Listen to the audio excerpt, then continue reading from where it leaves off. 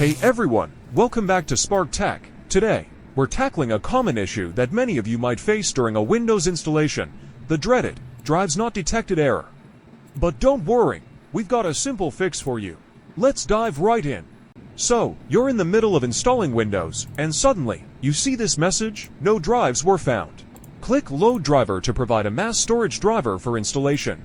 This usually happens because Windows doesn't have the necessary storage drivers for your hard drive or SSD. First, you'll need to download the storage drivers or storage controller. You can usually find these on the manufacturer's website, or you may use this link on the screen.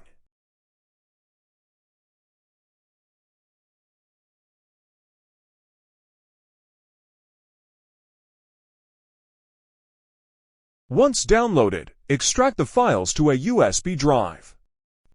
You may also use the USB you usually use to install Windows.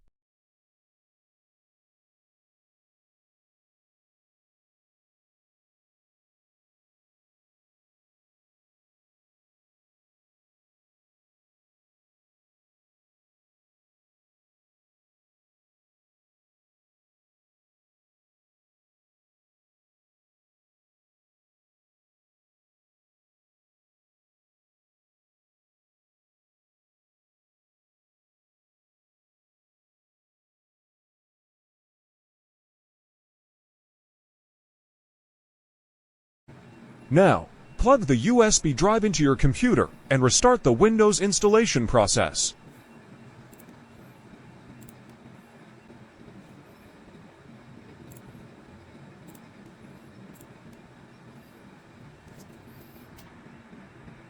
When you reach the Drives Not Detected screen, click on Load Driver. Browse to the location of the drivers on your USB drive. Select them and click Next.